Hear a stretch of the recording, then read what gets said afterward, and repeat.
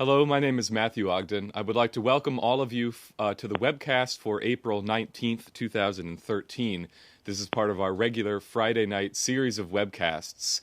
We're coming off of a very historic conference that happened in Frankfurt, Germany over the past weekend, which had international involvement, including involvement of Mr. Lyndon Larouche.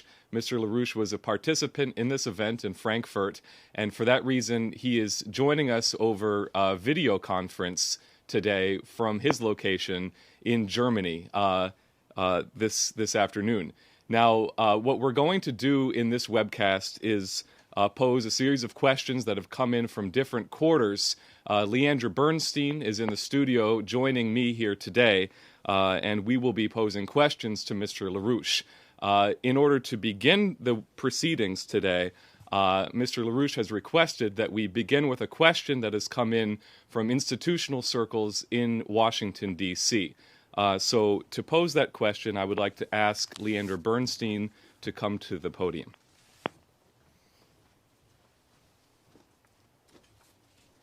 Thank you, Matthew. So, Mr. Larouche, you took part in, as Matt indicated, a very remarkable conference this past weekend.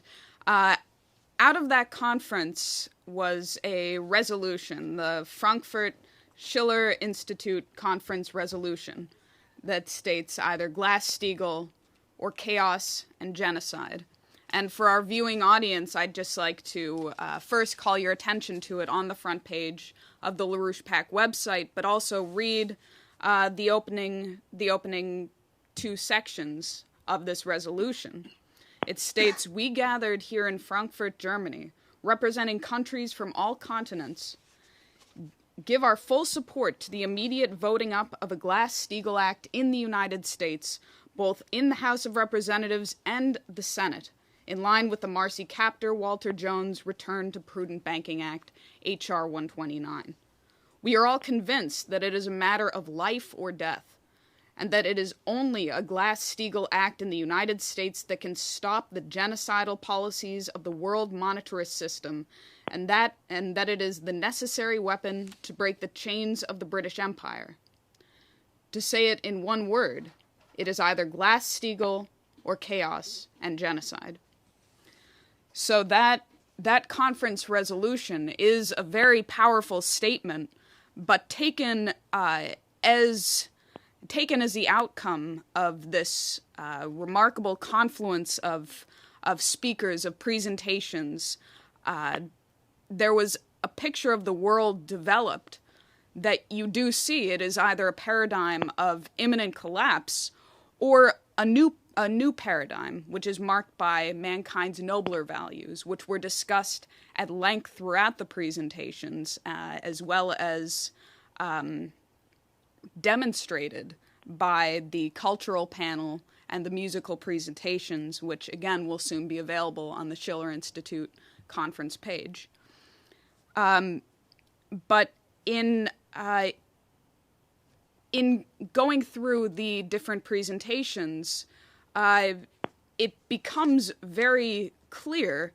Jacques Cheminade, the former presidential candidate in France, made the point that we don't even have a rampant form of capitalism, but financial fascism, and that the European Union and the United States are essentially occupied nations.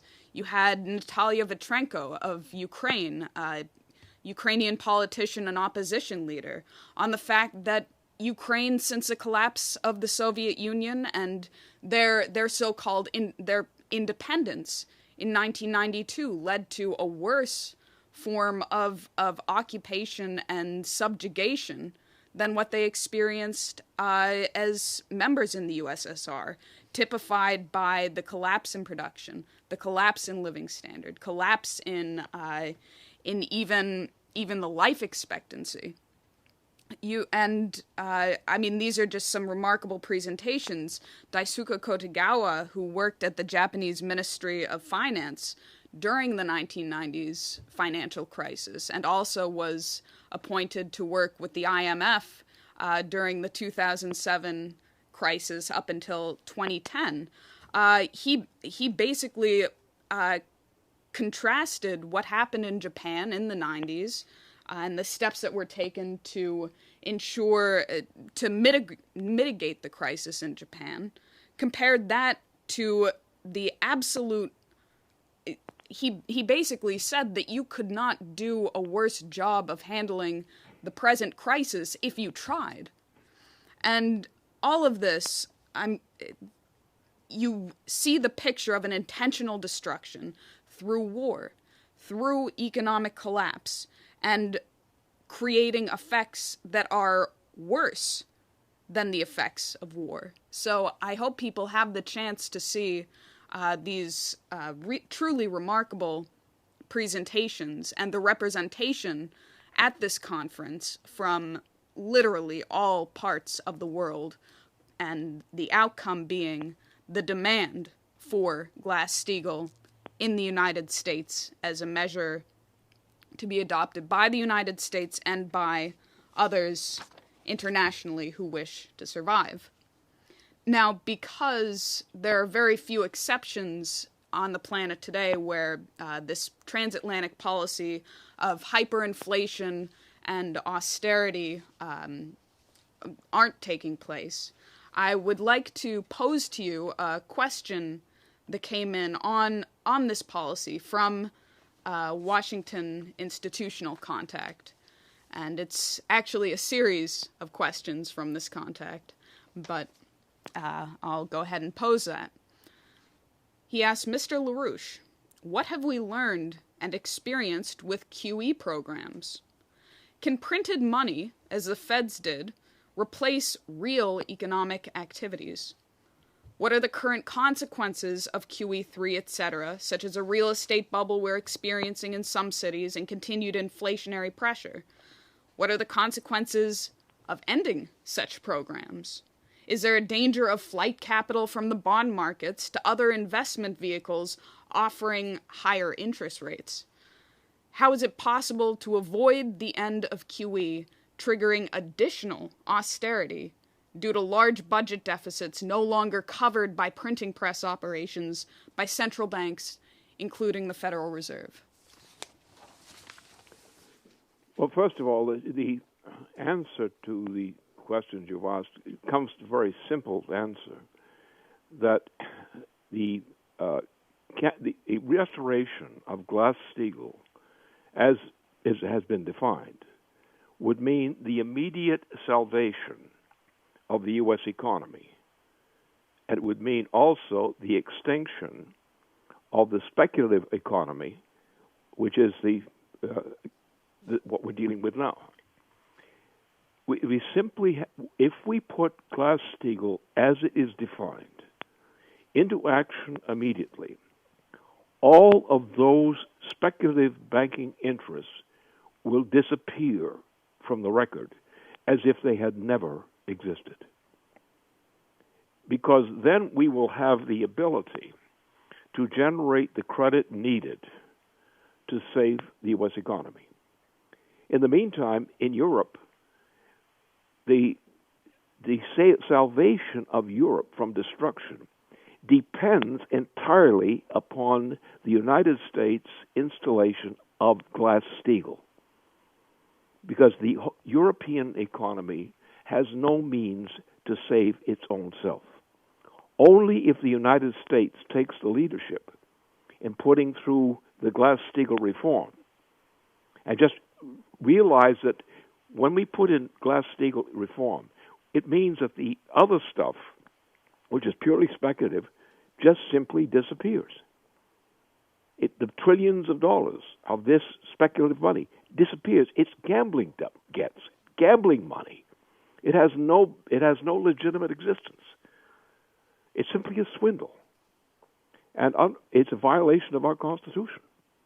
So therefore, since it's a violation of our Constitution, and since the remedy will give us an economy, which will not be a free ride, but it will give us back our economy, and it will lead to an immediate recovery process in the United States. We'll have difficulties because we've wasted so many things in the intermediate years. But that we're going to have to pay a high price. But if we put through Glass-Steagall, all that QE3 money vanishes. It just simply vanishes. That as if it never had existed. It's gone. And we will have to actually use the federal system to create a flow of credit which will be loaned on behalf of the federal government in order to get things going again. There's a simple way of putting it. We can start a recovery. It's not going to be that easy because we have destroyed so much of our potential. We've also destroyed the intellectual potential of most of our working people. They don't know how to produce anymore. They've been out of the market for so long. They don't know what to do. So we, in terms of the federal government, are going to have to take the responsibility for supplying credit, for going to bankers who are legitimate bankers, strengthening those legitimate banking institutions, minus the QE3 nonsense, and get things going again. It's going to be tough, but we can survive. And if we survive, and if Europe follows our policy, they too will survive, even though they'll be missing a lot of bankers, which will not be missed very, very much.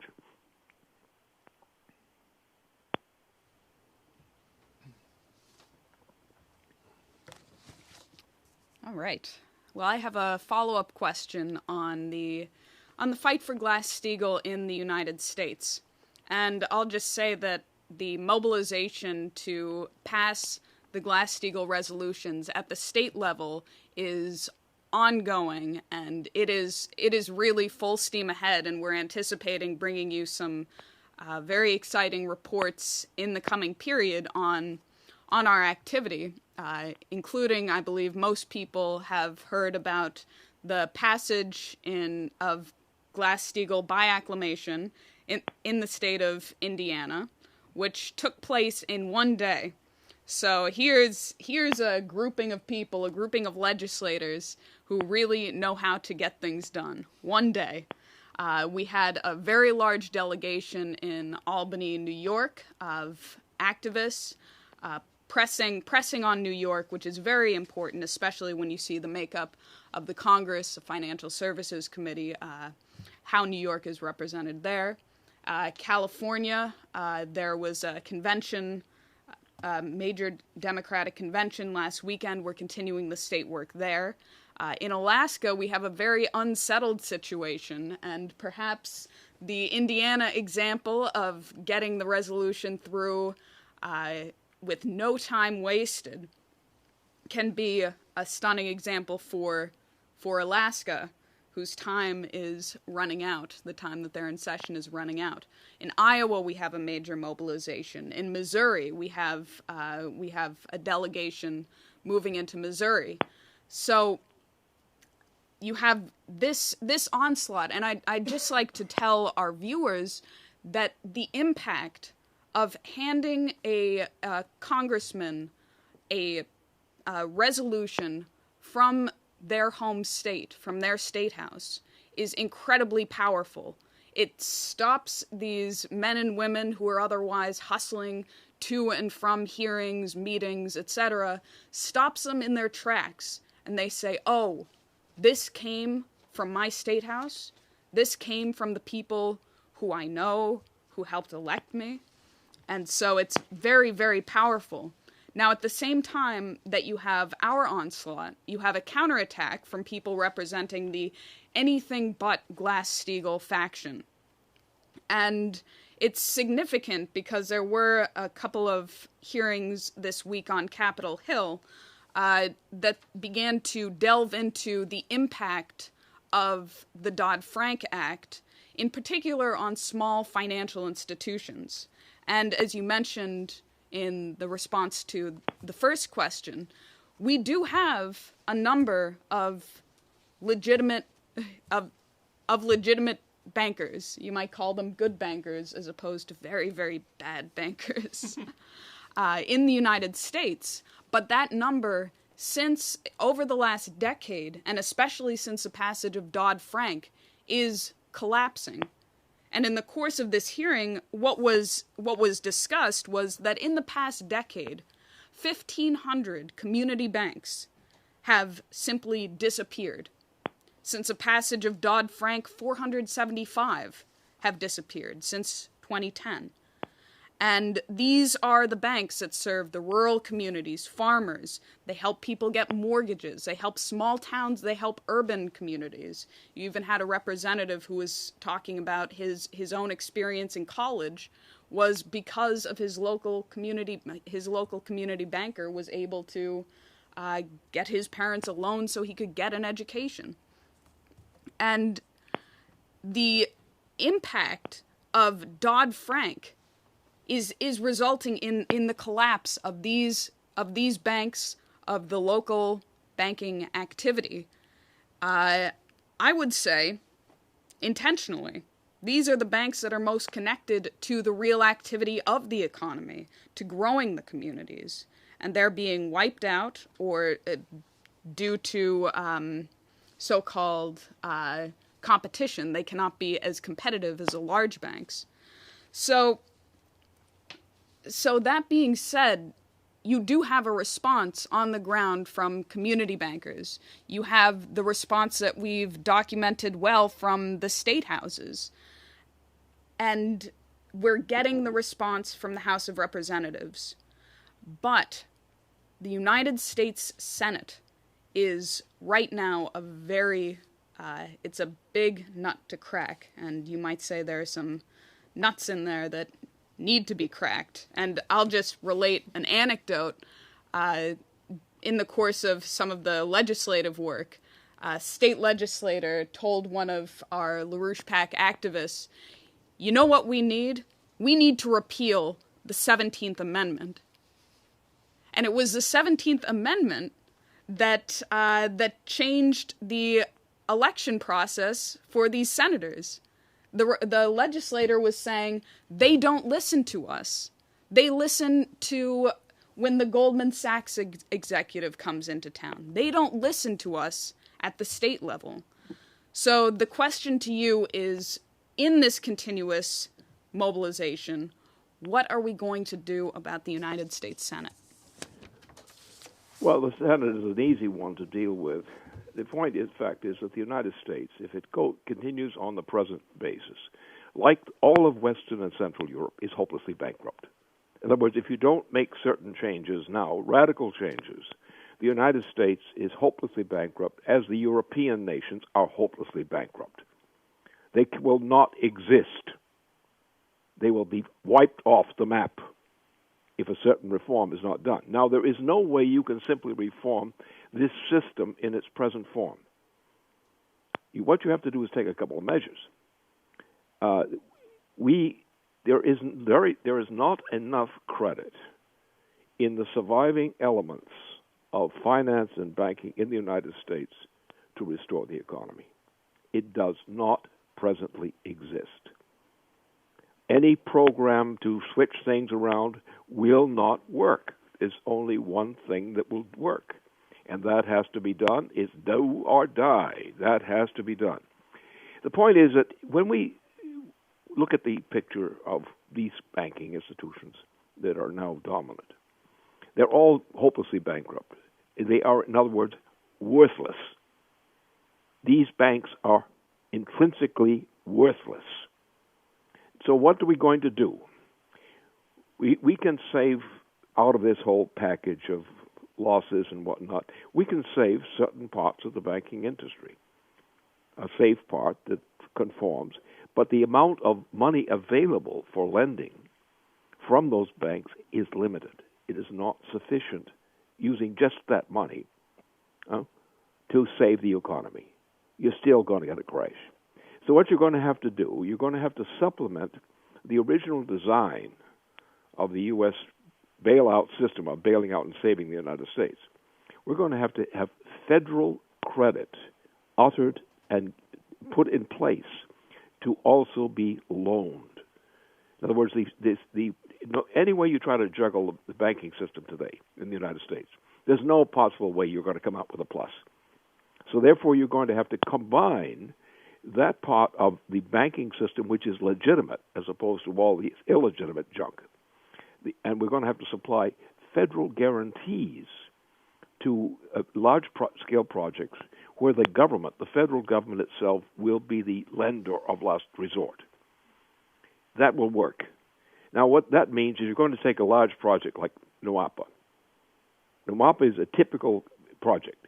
NWAPA is crucial for changing the food supply problem in the United States. Why? Well, because we're going to increase the water supply, and we're going to get back to growing some things. We're going to increase the amount of water used. Now, that doesn't mean we're going to come in with a lot more water. It means we're going to spin the water around more rapidly. We're going to put it to use more rapidly.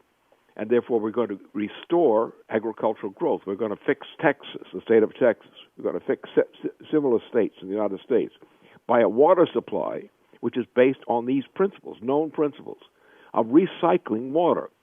Because what you want to do is you can use the same quantity of water passing through the United States, but you can put it through many things on the way. And what we need is a water system, which puts water through the U.S. economy for growth purposes and so forth, many times more over than they would earlier. We're going to also develop other projects. We're going to high technology projects, which means more power, more energy flux density. And these kinds of measures will work. They will succeed. And any attempt to solve this problem now the way it is, it will not work. Remember, above all, anyway, the so-called gambling money, which is represented by the large speculative banks now, that will never work out for the people. It will never work out for the nation. It's waste paper. Get rid of it. So that means we're going back to a reduced amount of, we're going to wipe out many of the banks. We have to. They're wiping themselves out. They're hopelessly bankrupt. Their whole pretense that they have something as wealth is a fraud. So we're going to have to accept the fact that we start with a clean deck, which means with a reduced amount of nominal money available for lending in the banking system. But under our system, we can increase the credit available for lending and borrowing for useful purposes through the federal government supplying credit to those institutions and those enterprises which will do that job. And we just go to that. In the meantime, the fact of the matter is practically all that is considered to be the wealth of the wealthy is absolutely worthless. It's worthless crap. It's finished. Now, how does this? Why is the enemy, which includes so many of our leading bankers these days, our own leading bankers why are they doing what they're doing? Well, what they're doing is they're going to bankrupt the whole world, essentially. But how are they going to do that? Well, simply, the Queen of England has set forth this entire policy. The entire policy is, we're not going to lend to these guys. We're going to cut the population. We're going to reduce the population from 7 billion people to approximately 1. That is what the Queen has declared. That is what the entire policy of the Obama administration is. The same thing. Obama is working for the Queen. His policy is reduction of the U.S. population. They're already doing mass starvation under his new legislation. The mass killing of people of the United States. That's their policy. And that's our choice. Either we go off and kill most of our own people in the United States, and do it rather rapidly and nastily, and do similar things to people in Europe and elsewhere, by the fast reduction of the human population from 7 billion people down to about 1. All at once. And this President of the United States that we have is one who is committed to doing exactly that.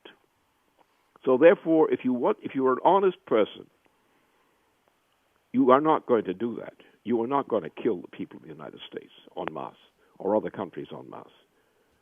You're going to wipe out these worthless bankers because they don't represent any value at all. And we're going to get a credit system going according to the original U.S. federal Constitution. We're going back to the U.S. federal Constitution, exactly as it was designed. And the application of that to a credit system and to an amplification of federal credit given to worthy causes is the only solution. We can do it now, or we can all just go and die. At your choice. Make this reform now in the United States, or prepare to die. You don't have a middle choice. You have two choices, die or live. Die is to go along with the policy of the present President of the United States, for example, and the British policy. Live means go to a complete reform based on the original Constitution of the United States. It will work. It's just this one thing. We're just going to supply a federal credit system to allow federal credit to be used for investment in productive employment. And that's it. It's that simple, and it's that necessary.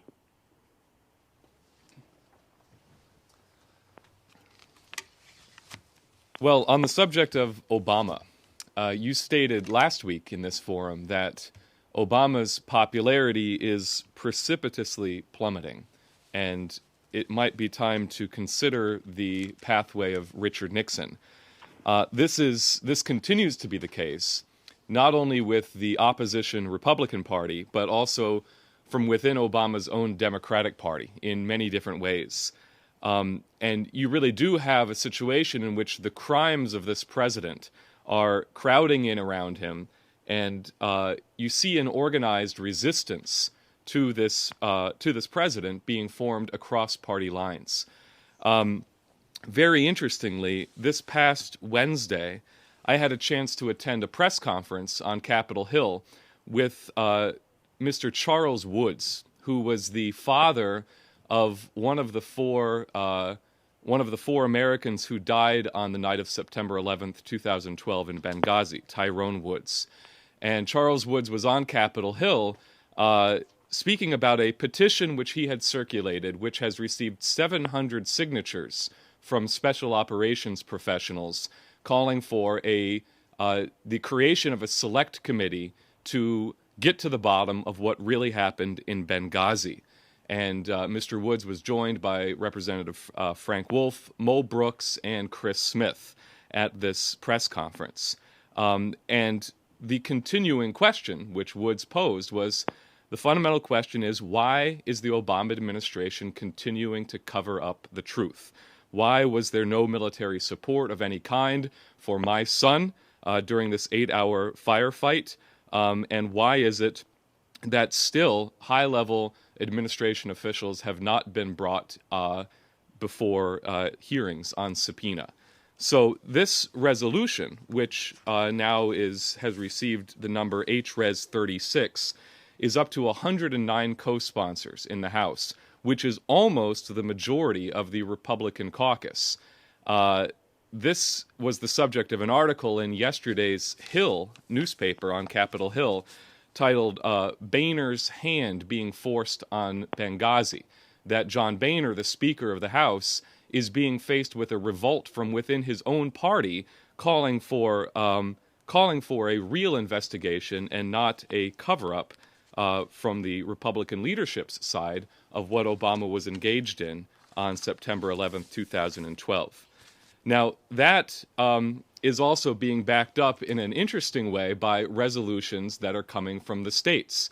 You could say maybe the states are now taking a page out of our playbook with what we've done for Glass-Steagall in these state house resolutions.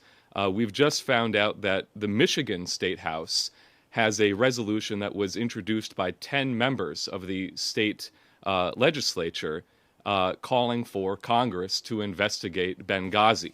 So this may be one out of several state legislatures that have similar resolutions on that subject.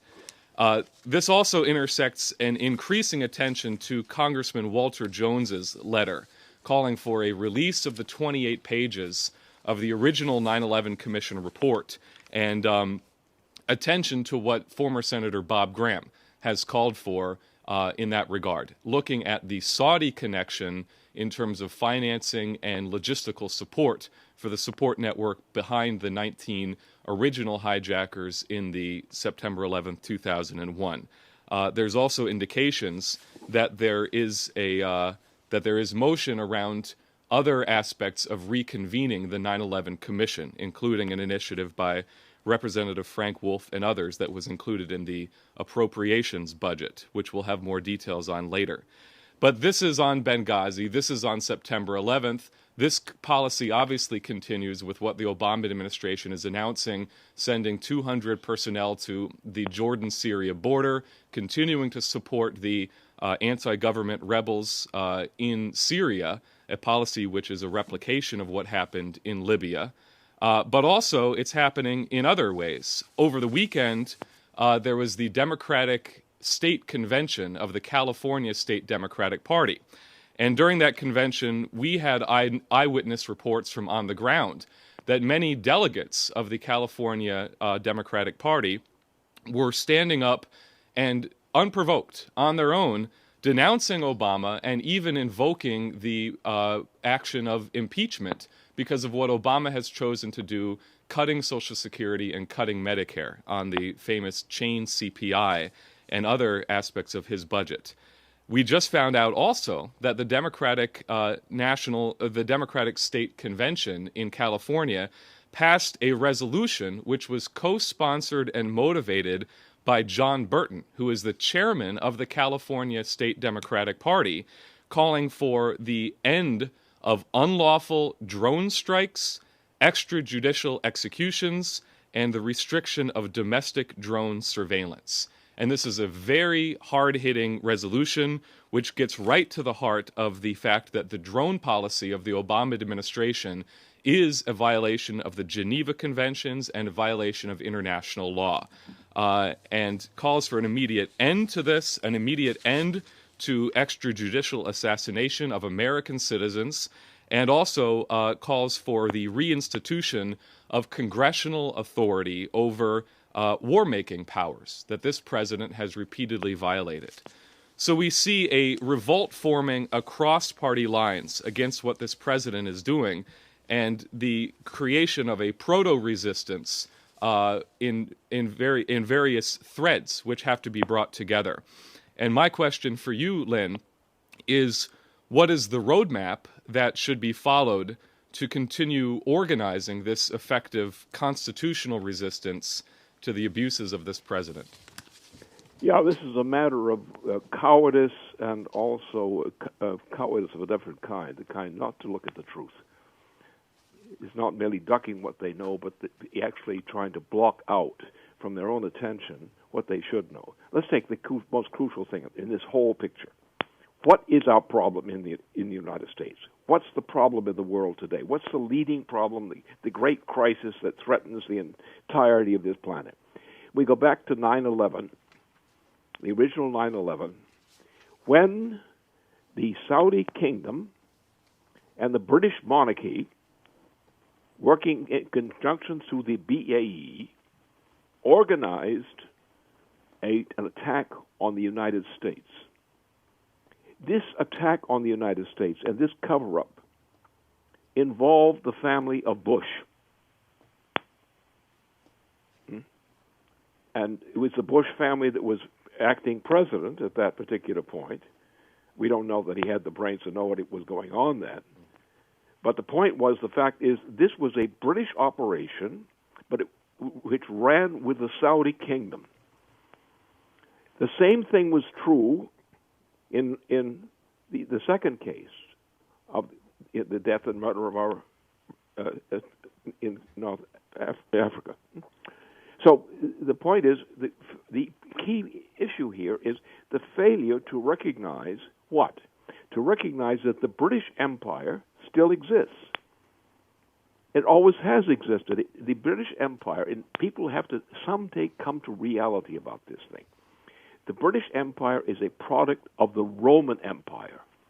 There is an unbroken connection between the original Roman Empire and the British Empire. The connection is what's called the Venetian connection, and there are two Venetian connections. One is the original Venetian connection, which was done by the leading families of Rome at the time that the Roman Empire was crumbling at that point. They fled up to the waters up north there, and they built up what became known as the Venetian system. The Venetian system is a continuation of the Roman Empire. It is organically a continuation of the Roman Empire. Then we had another section of the Venetian system, which came up as the British system. Now, the British system was the Venetian power, William of Orange and Company, that family, which actually set up the British Empire. So now what you've got is this continuation. The Saudi Empire is nothing but an extension of the British Empire. The British Empire is really an extension of the Roman Empire. It went through a whole period of evolutions, but in the course of this evolution, the money system and its other features were always there. And what we did in the United States, what happened was this problem of the British Empire, the Roman Empire, and the Venetian Empire was the curse of Europe. So we had a great man who inspired another great man to begin to cross the waters, across the waters of the Atlantic Ocean, to the Americas. And there were a number of efforts, starting with Columbus, who was inspired in doing this, which led in that direction. And out of that process, there came a selection from all these cross-Atlantic regions, and it became in Massachusetts, the Massachusetts Bay Colony, which actually founded the basic conceptions on which the Massachusetts Bay Colony was established. This, at a later point, through a direct connection with the leaders of the Massachusetts Bay Colony, became the American Revolution. And so for what we're dealing with, is the attempt has been always to destroy the American Revolution. And that destruction of the American Revolution still comes from the descendants of the Roman Empire, the Venetians of today. And the Venetian system of today is a very evil system. And the British Empire is part of that Venetian Empire. They are our enemy, and they're trying to destroy us finally now. And our view, and my view, is we are not going to be destroyed. They are going to be destroyed.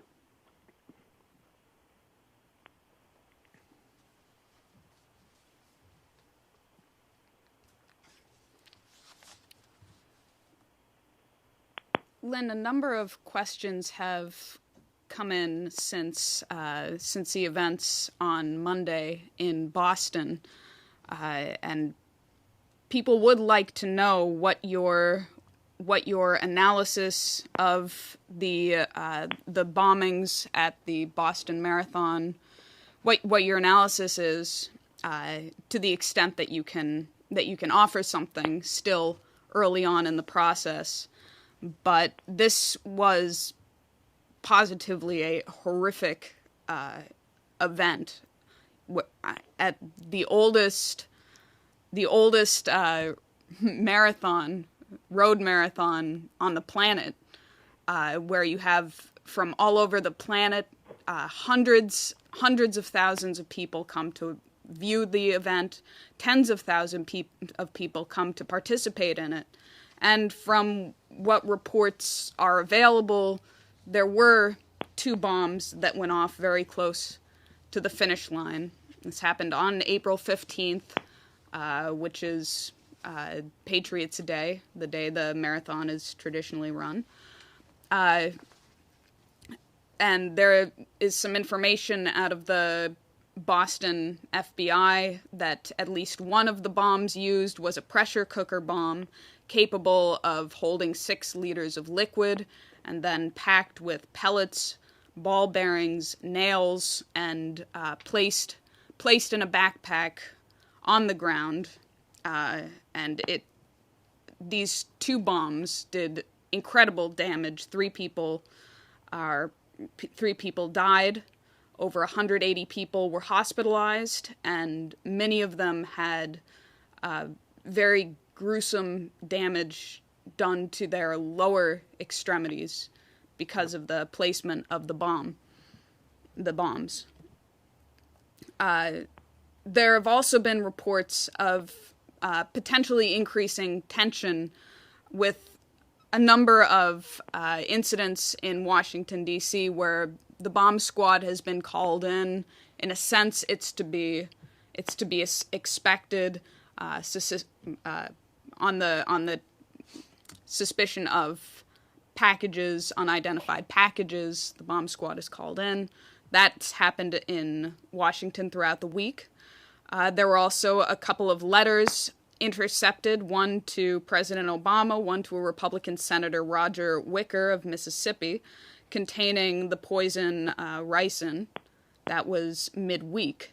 And then on Wednesday, the Texas fertilizer plant in West Texas exploded. And for all intents and purposes, for what the reporting has been thus far, it does appear to be simply an accident, but it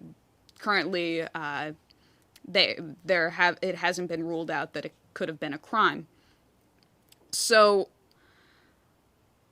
without saying much more, I'd like to ask you what your assessment of the events of this week are, in particular what happened in Boston. Well, take the Boston case first. Now, we're not possessed with exact facts which point to who did what to whom, or something like that. But we have some very interesting non-facts. For example, the pressure cooker method. What this meant was that whoever was pulling this stunt was giving themselves a good advantage to be scat out of the situation before there was any need to run. In other words, this was not exactly a hit-and-run job. This was a pressure cooker, which was set to go to work as a pressure cooker before the pressure cooker pressure cooked and exploded. But that's the story that's given. That's the best evidence on that given. On the other cases, we have a similar kind of pattern, where somebody has done something which is highly damaging, has an effect as a mass effect or relative mass effect, and is spread around, and there is no sign of those who propagated this event. But somebody did propagate it.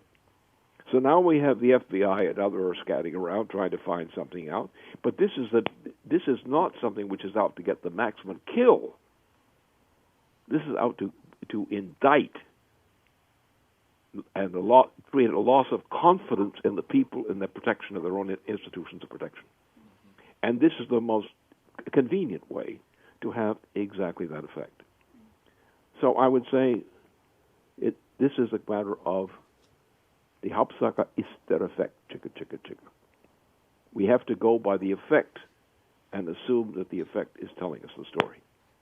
And until somebody in the government or someone else comes up with a better explanation, the fact is that on the surface, this is a very clever way of causing the maximum chaos and confusion with a minimum amount of effort. There was not much done. It was not much actually done.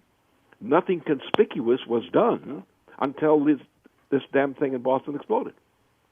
But up to that time, it was just an object sitting in the street area. And then, boom!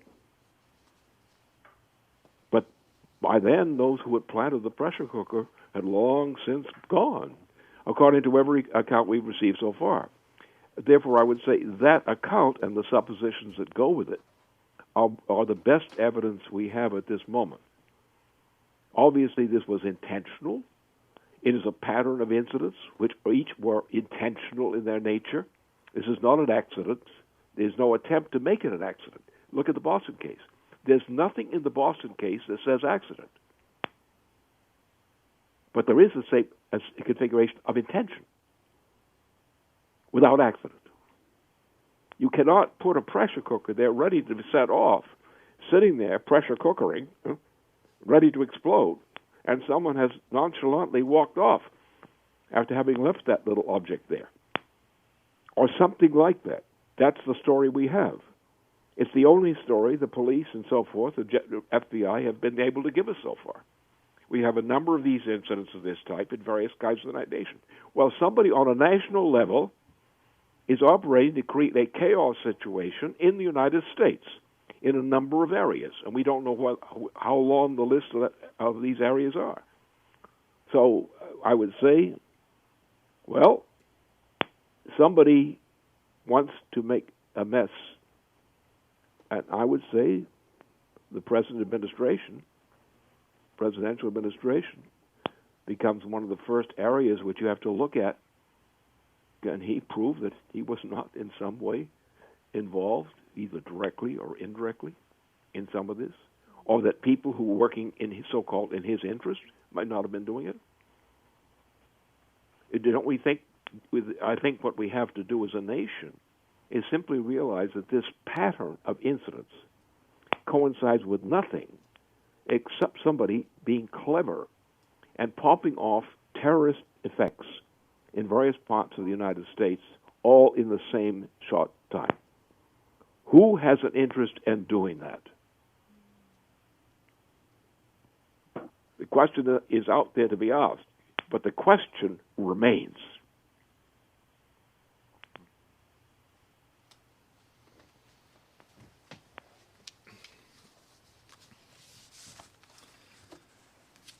This will be the concluding question. We received word over the weekend that in the lead up to the G20 summit, which will be convened later this year, and which Russia is presently chairing, this will be occurring in St. Petersburg on September 8th and 9th. Dmitry Rogozin, who is on record previously for having called for what he called the strategic defense of Earth, suggested to President Putin in a letter that the headline of this G20 summit be international cooperation for asteroid defense. In the letter, he said that the scale of neutralizing asteroid threats goes far beyond the resources of any country in isolation. You need the combined intellectual resources and scientific potential of the United States, Russia, and other countries in the world. This program of cooperation would increase the trust between nations and at the same time create the conditions for ending the current confrontation over the missile defense program in Eastern Europe and elsewhere. He's calling this new structure a space IAEA. Now, again, this week at a press conference that Dmitry Rogozin did at the London Russian embassy, the Russian embassy in London, he again issued his call for this international system of defense against asteroids, again in the context of outflanking the confrontation now mounting over the missile defense system. So with that background, we have a question that came in from Ben Deniston of the LaRouche PAC research team, who is currently attending the 2013 International Planetary Defense Conference, which is still ongoing in Flagstaff, Arizona. This is an international conference. It's bringing together experts on the subject of planetary defense from NASA, from the ESA, from Roscosmos, from the United Nations, and from Lawrence Livermore in Los Alamos. And you've got representatives from universities and the space industry from around the world. What Ben says about the conference is that there are many very important and exciting aspects of the challenge of planetary defense that are being discussed and addressed by the various speakers. And it's clear that there are options to improve mankind's ability to protect and defend the Earth if we pursue the appropriate programs. However, two issues of concern stand out. What Ben says is that while there is some limited increase in the funding from various governments for these planetary defense programs, the overall cuts to NASA under Obama's budget are brutal, and they're shutting down or threatening vital programs. This comes on top of decades of stagnation and a lack of mission that's been provided for the nation. And the idea that we can support one aspect of NASA by taking money away from another aspect of NASA is insane.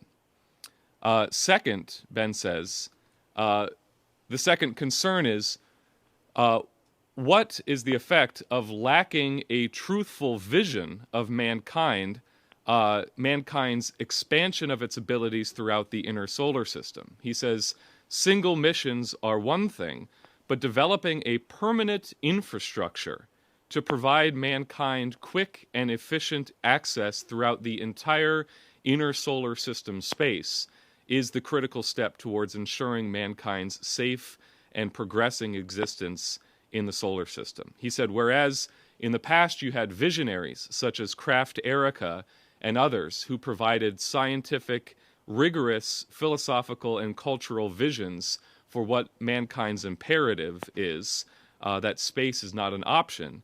He said the problem is today in the space community, visions are blinded by the dark veil of practicality. So my question is, this is Ben's question, given this, what is the best way to activate a younger generation, a generation who never lived under the leadership of Franklin Roosevelt or John F. Kennedy? How can we ensure the lack of vision which has come to dominate this present generation does not permanently infect our youth and the generation soon to follow? Yes, that's a very specific question, and it has a very specific answer. The problem is that most people have not seen the answer because they have not looked at the factors which have to be shown to some stubborn heads which refuse to realize the nature of the situation on other grounds. The point is that what happened, it starts with the death of Franklin Roosevelt. And if you observe that the death of Franklin Roosevelt resulted in an immediate, sweeping transformation of the policy of the United States. And if you look at that nature of that transformation, you find that the entirety of the crisis, the international crisis, which the world suffered from the moment of the death of Franklin Roosevelt, not before, from the moment of the death of Franklin Roosevelt. Now, the fact of the matter is that the Franklin Roosevelt death was kind of a planned operation. At that point already, before the invasion of done from the into Europe, from Britain in particular, before that there was one policy, but then the British intervened to postpone the invasion of Europe to free Europe from the Nazis' problem. This was done. It was done on the basis of Franklin's age and his medical history.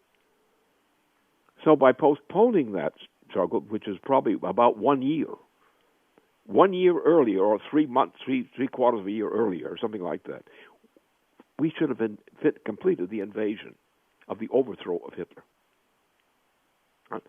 But the British institutions, including the big man, all acted to prevent the liberation of Europe in an untimely fashion. That is, untimely while Roosevelt was still alive to make the decisions. Now then, look at the decisions that Roosevelt had made for the closing of the war. All of these were torn up by not only the British, but by the new president. And the new president was a real stinker, a real, Wall Street bum. So we went through that for a whole period. And what was done under Truman was the process of moral destruction wreaked against our own people, including people who had come back from military service abroad during that period. Then we had an escape from that. We had a grouping of a number of leaders, such as the President of France, famous President of France, and other people were moving together with whom? With our new president. Our new president, John F. Kennedy. And things were going fine. And then John F. Kennedy was assassinated. And not being satisfied with that, then his brother was assassinated too, by mysteriously assassinated. And from that point on, from the point of the death of John F. Kennedy on, what you had is a moral degeneration in the young people of the United States. It showed itself in the middle of the 1960s, accelerated to become a disease of first magnitude by the beginning of the 1970s. And that is what has happened. So now, therefore, we come to a certain point where the intention, the moral intention, the concerns that motivated the people who were going to do the great work of exploration of space is gone. It was gone with Franklin Roosevelt's death. It was gone afterward.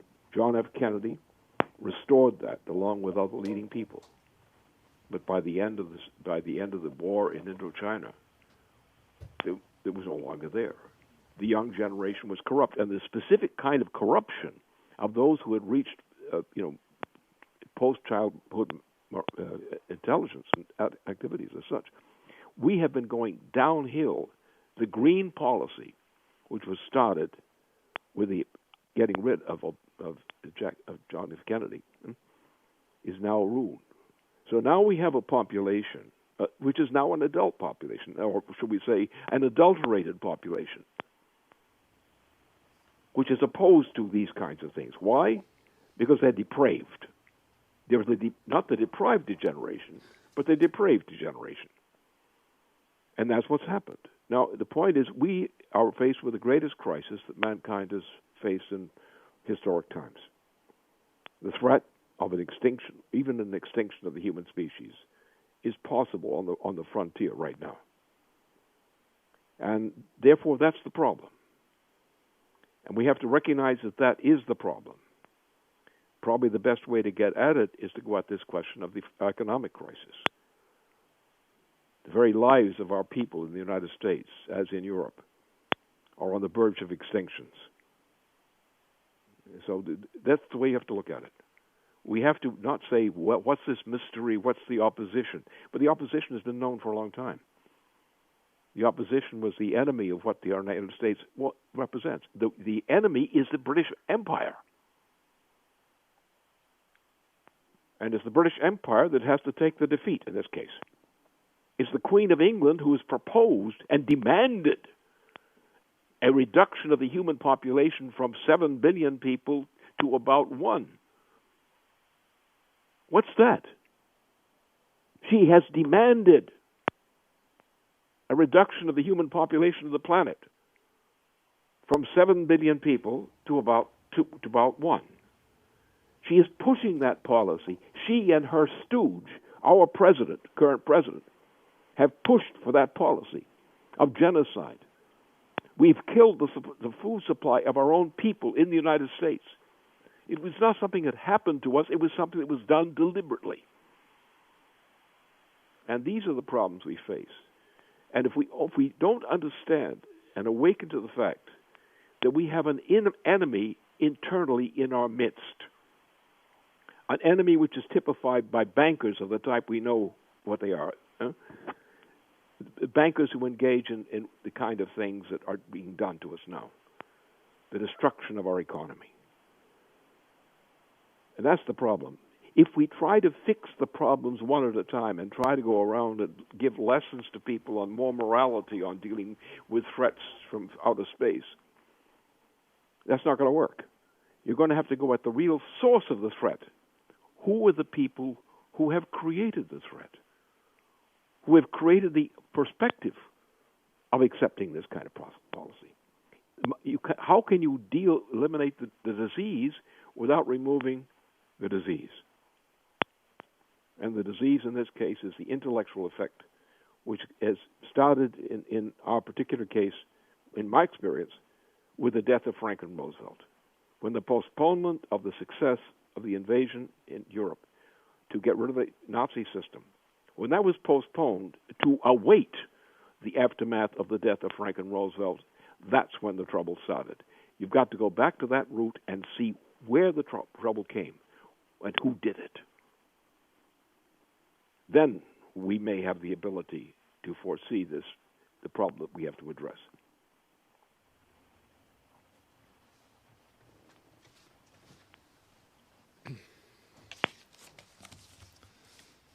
Well, that brings a conclusion to our webcast for today. Thank you very much, Lynn, for joining us from Europe. And we look forward to having this occasion again next Friday. Thank you, Leandra, for joining me here in the studio. And thank you all for watching. Thank you.